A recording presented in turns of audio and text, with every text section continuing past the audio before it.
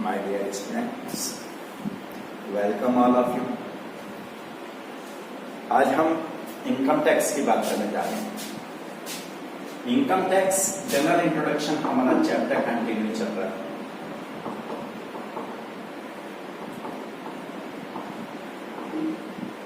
General introduction, इसमें मैंने आपको प्रीवियस क्लास में एक्सप्लेन किया था meaning of direct tax and indirect tax. Direct tax क्या होता है, साथ इनडायरेक्ट टैक्स क्या होता है। अब ये टैक्स लायबिलिटी जो है वो कौन सी, इनकम टैक्स एक्ट क्या कहता है, कौन कौन से व्यक्तियों पर टैक्स लगाया जाता है, व्यक्ति, उसी जनरल इंट्रोडक्शन की बात कर रहा हूं। एज पर सेक्शन 231 ऑफ इनकम टैक्स,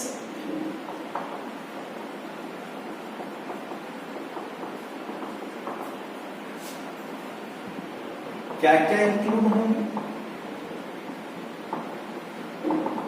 अब पर्सन, एक व्यक्ति में क्या क्या शामिल है जिन पर हम टैक्स लायबिलिटी डिसाइड कर सकते हैं, जिस पर बर्डन ऑफ टैक्स डाल सकें, वो कौन कौन से व्यक्ति।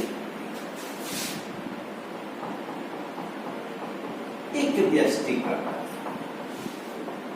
एक इंडिविजुअल, एक इंडिविजुअल एसएससी हो सकता है, एक व्यक्ति हो सकता है, व्यक्ति हो सकता है, चाहे उसमें मेल कैंडिडेट हो, चाहे फीमेल कैंडिडेट हो, माइनर, चाइल्ड, चाहे अभ्यस्त व्यक्ति हो, और चाहे लुनेटिक पागल, सब इसके लिए टैक्स पे करने के लिए लायक होता है।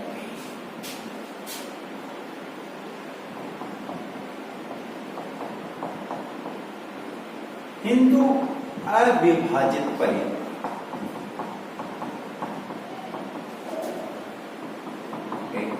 हिंदू अनडिवाइडेड,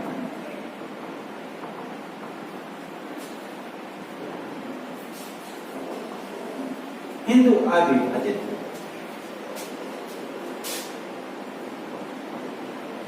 एक फर्म, एक फर्म जिसमें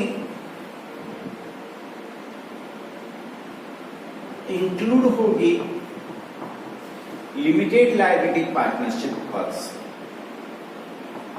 एक सीमित दायित्व वाली कंपनी भी शामिल होगी, सीमित दायित्व वाली फर्म भी शामिल होगी,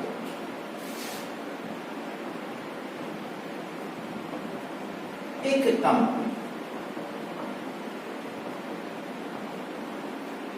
कंपनी भी शामिल होगी,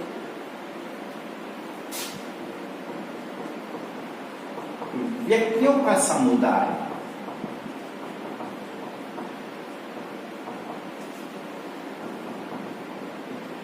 association of persons,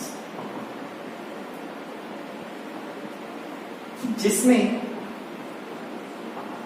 cooperative society,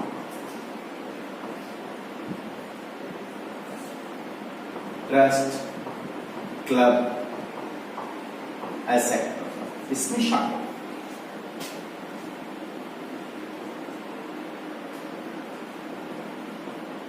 स्थानीय सत्ता, लोकल अथॉरिटी,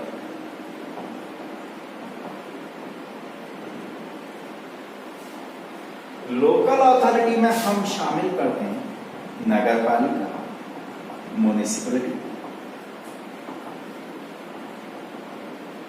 म्युनिसिपल कॉर्पोरेशन,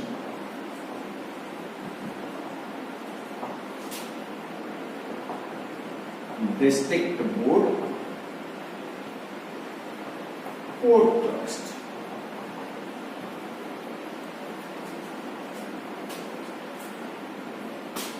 और उसके बाद प्रत्येक कृत्रिम कानूनी व्यक्ति,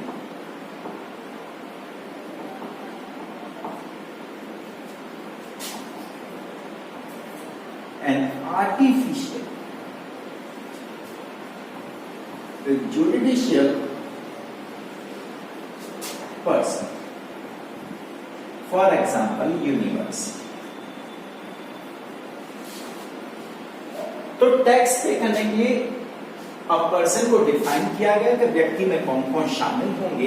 इनकम टैक्स एक्ट के अकॉर्डिंग एज पर section 231 of income tax act, an individual, Hindu undivided family, a firm, a company, association of person, AOP हम इसको शॉर्ट में बोलते हैं, व्यक्तियों का समुदाय, स्थानीय सत्ता local authority and artificial judicial person, university.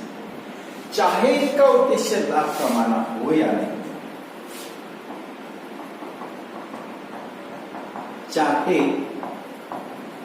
इनका उद्देश्य लाभ कमाना हो या नहीं, वेदर चाहे इनका उद्देश्य लाभ कमाना हो नहीं, ऑब्जेक्ट ऑफ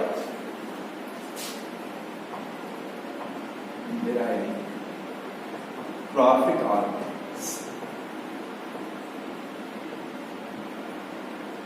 प्रॉफिट और चाहे इनका मकसद लाभ कमाना या नहीं हो, प्रॉफिट अर्न करना इनका ऑब्जेक्ट है या नहीं है, वो नहीं है।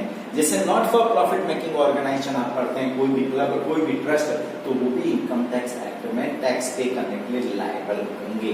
तो ये 7 कैटेगरीज हमने बनाई। व्यक्ति में क्या क्या शामिल होंगे, अ पर्सन इंक्लूड क्या क्या होंगे, an individual, Hindu undivided family. Hindu undivided family का मतलब समझते हैं?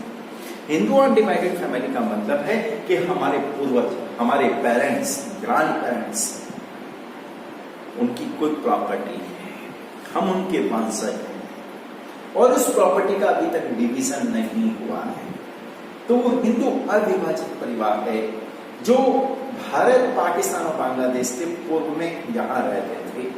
तो इसकी बात करते हैं। अब आगे इसको और लेके चलते हैं।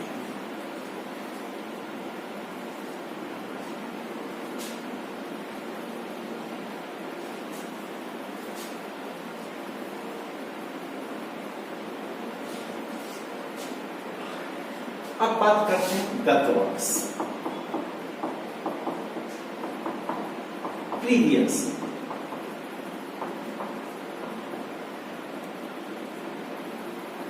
गत वर्ष किससे कहेंगे? द पीरियड ऑफ 12 महीने की अवधि है, उसको हम कहते हैं starting from 1st April and ending on 31st March of next year.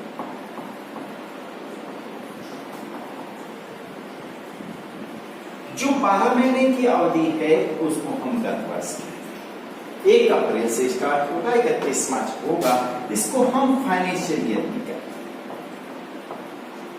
वित्तीय वर्ष। Financial at present financial year जो है 1 अप्रैल 19 to 31 मार्च 20, इट मीन्स इसको हम 1920 कहें।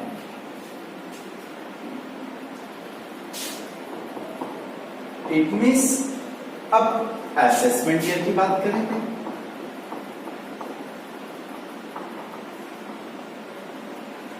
कर निर्धारण वर्ष,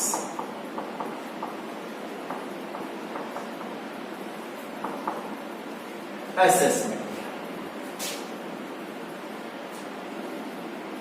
प्रीवियस ईयर पीरियड तो सेम रहेगा, पीरियड ऑफ 12 12 महीने की अवधि हो, स्टार्टिंग फ्रॉम 1st अप्रैल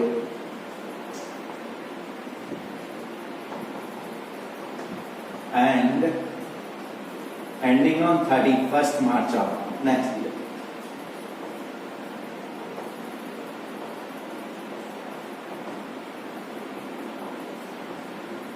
तो इसका फिर फर्क क्या है? इसको भी हम फाइनेंशियल ईयर भी कहते हैं, फाइनेंशियल ईयर। एट प्रेजेंट हमारा असेसमेंट ईयर क्या होगा, यहां डिफरेंस आता है। यदि मैं ये कह दूं कि assessment year is just next a previous, ये प्रीवियस ईयर के तुरंत बाद में, प्रीवियस ईयर 1 अप्रैल 19 को स्टार्ट हुआ, 31 मार्च 20 को, तो इसका मतलब 1 अप्रैल 20 को स्टार्ट हुआ, 31 मार्च 2021 को कंप्लीट होगा। It means 2020-21। इसका मतलब मैं ये भी कह सकता हूं previous year just before of assessment, ये असेसमेंट ईयर के जस्ट पहले वाले पास। लेकिन यहां पे एक चीज ध्यान रखना है, एक चीज आपको इंपॉर्टेंटली ध्यान रखना है, assessment tax will be charge on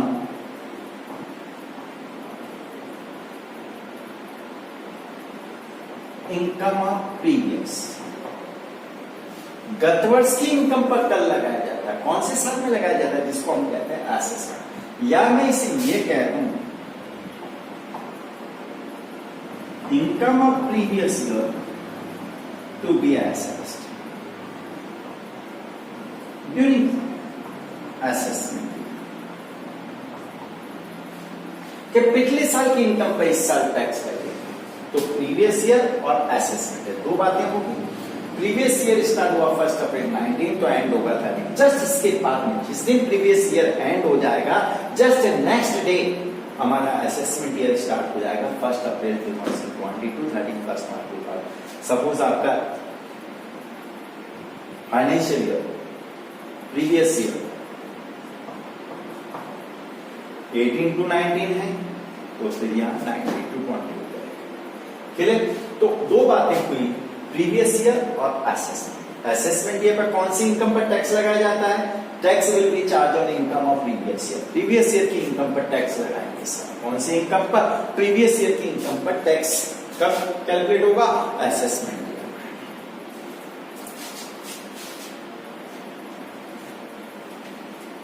clear? किसी को कुछ पूछना है भाई, कोई भी प्रॉब्लम हो तो आप पूछ सकते हैं।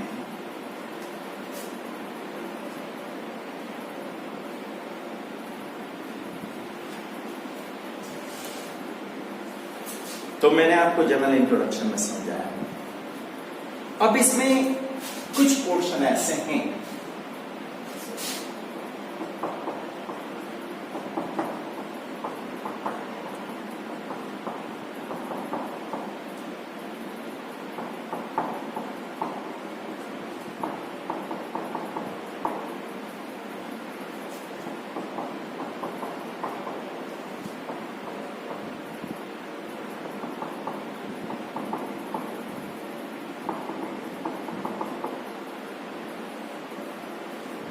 अभी जस्ट मैंने असेसमेंट ईयर में आपको समझाया कि हम प्रीवियस ईयर की इनकम पर टैक्स लगाते हैं। कौन सी इनकम पर टैक्स लगाते हैं, प्रीवियस ईयर। लेकिन कुछ पोजीशन ऐसी है जिसमें करंट ईयर की इनकम पर करंट ईयर में टैक्स लगेगा, करंट ईयर की इनकम पर करंट ईयर में टैक्स लगेगा। क्यों सर, कौन कौन सी कंडीशन है?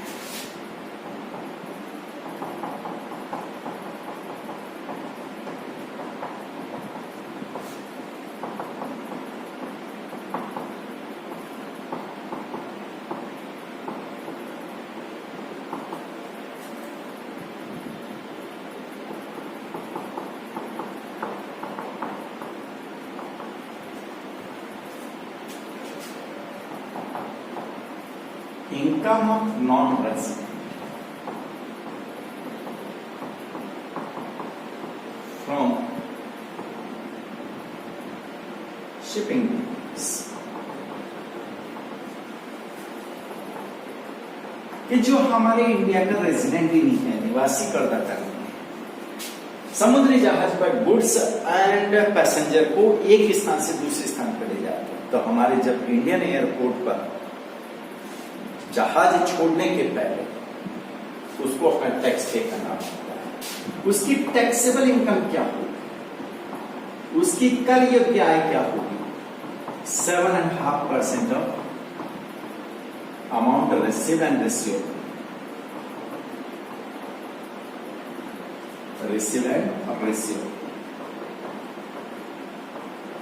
तो उसको जो भी अमाउंट रिसीव होगी उसकी 7.5% टैक्सेबल इनकम होगी, उस पर टैक्स दिया जाएगा। It is a taxable income, non tax, ये टैक्सेबल इनकम। ऐसे व्यक्ति जो भारत को छोड़ने जा रहे हैं,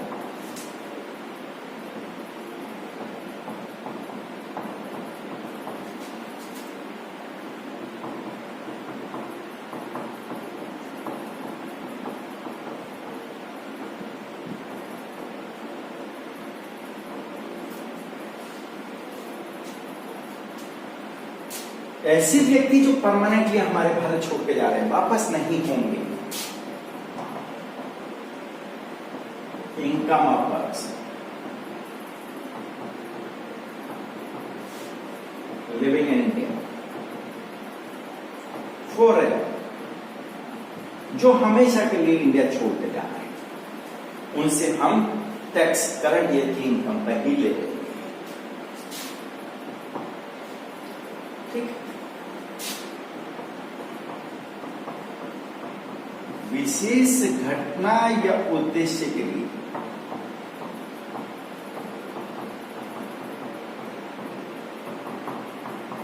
स्थापित ईओपी व्यक्तियों का समुदाय यहां पर लिखा क्या,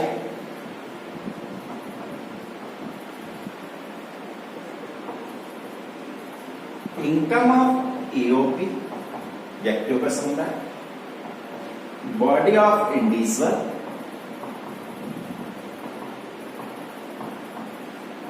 कोई भी व्यक्ति, and artificial judicial person formed for a particular object, particular event कह रहे हैं और पर्पस। ये सब हमने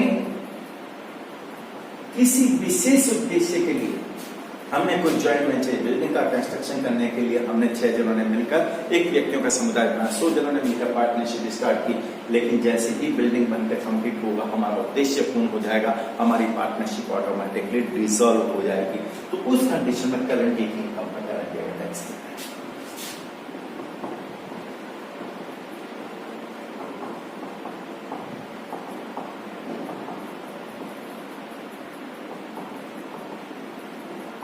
इनकम डिसकंटिन्यूएशन ऑफ, यदि हम बिफोर 31 मार्च 31 मार्च के पहले हम किसी बिजनेस को बंद करने की बात कर लेते हैं, यदि किसी बिजनेस को वाइंड अप कर देते हैं, शट डाउन कर देते हैं, उसको बंद कर देते हैं, तो फिर हमें करंट इनकम पर करंट पे ही टैक्स लगाना होगा।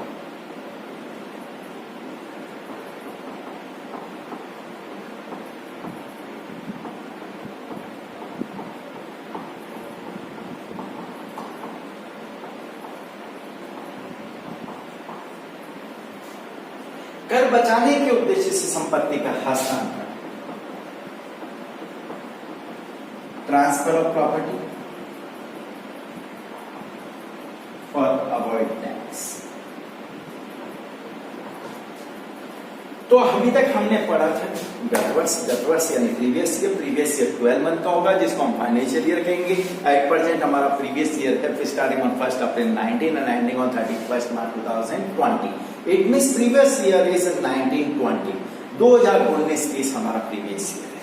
तो असेसमेंट ईयर है वो भी 12 मंथ का, द पीरियड ऑफ 12 मंथ, लेकिन just next the previous year, वो प्रीवियस ईयर के जस्ट बाद स्टार्ट होता है। स्टार्टिंग ऑन 1 अप्रैल 19 तो प्रीवियस ईयर स्टार्ट हुआ, तो ये 20 को स्टार्ट होगा, तो इसमें असेसमेंट ईयर होगा 2020-21, 2020-21। असेसमेंट ईयर में हम प्रीवियस ईयर की इनकम पर टैक्स लगाते हैं, लेकिन कुछ कंडीशन ऐसी है जिसमें हम करंट ईयर की इनकम पर करंट ईयर में ही टैक्स लगाएं। ऐसी 5 कंडीशन मैंने आपको समझाई। कि करंट ईयर की इनकम पर करंट ईयर में टैक्स लगाएंगे। जो नॉन रेजिडेंट है, जो शिपिंग बिजनेस में इन्वॉल्व है, जब भारतीय बंदरगाह से वो जब भी अपना जहाज लेकर रवाना होंगे तो उनको जो भी इनकम रिसीव हुई या रिसीवर हुई उसकी 7.5% टैक्सेबल इनकम मानी जाएगी, उस पर टैक्स लिया जाएगा। Income of person living in India, वो भारत छोड़ के जा रहा हमेशा के लिए, परमानेंटली वापस नहीं आएगा, फॉरएवर। और यदि हमने कोई AOP body of individual artificial judicial person हमने किसी विशेष घटना उद्देश्य के लिए बनाया, बंद होने वाले बिजनेस की इनकम और संपत्ति का हस्तांतरण कर दिया गया टैक्स बचाने के उद्देश्य से, तो फिर वो इसमें आ जाएगा।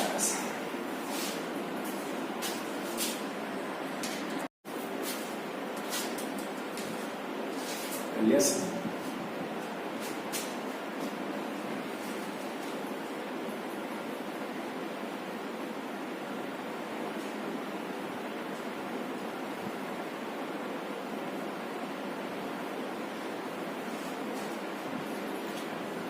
अब बात करते हैं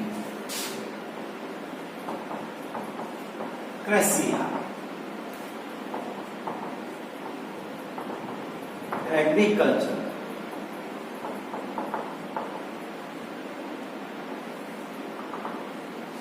एग्रीकल्चरल इनकम क्रेसिया की बात करें, भारत में स्थित कृषि भूमि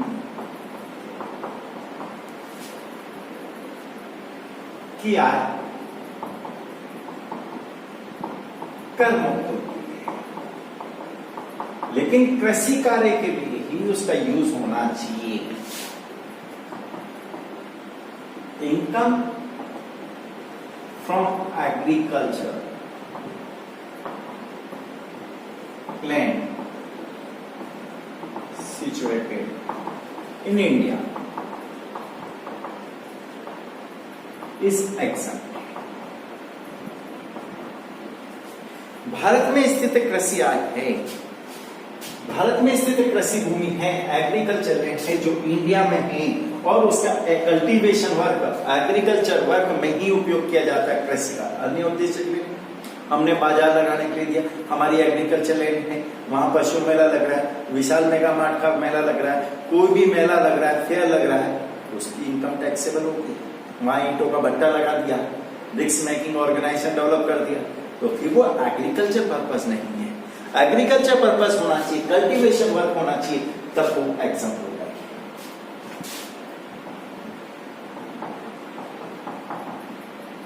अंशतः कृषि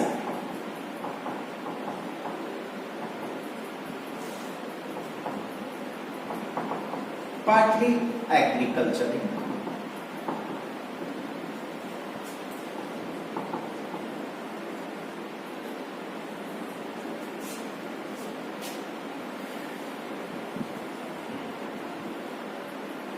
कुछ इंडस्ट्री ऐसी है जिसकी इनकम का एक पार्ट एग्रीकल्चर माना जाता है, एग्रीकल्चर इनकम के रूप में, और बाकी टैक्सेबल के रूप में कर दिया जाता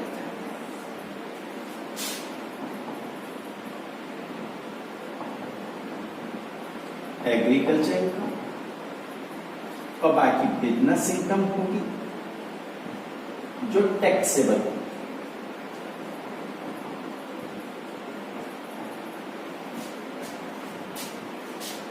फर्स्ट, रबर के उत्पादन से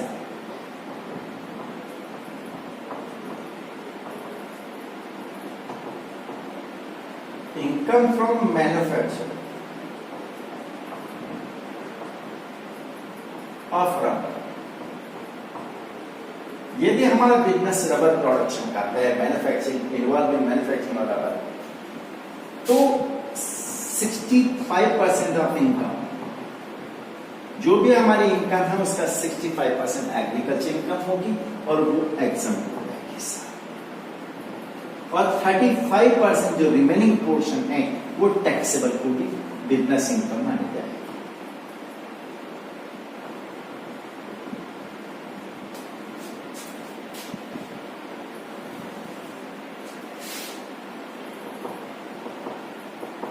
कॉफी के उत्पादन से income from manufacture of coffee, यदि वो कॉफी का प्रोडक्शन करते हैं तो 75% ऑफ इनकम और 25% of income. 75% of income consider as agriculture income और बाकी 25% taxable income.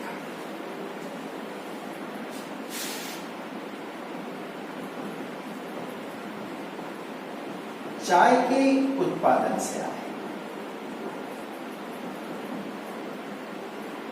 Income from manufacturer of T, यदि वो चाय का उत्पादन करते हैं बागानों से तो फिर 60% of income consider as agriculture income, remaining 40% consider as a business income taxable होगी।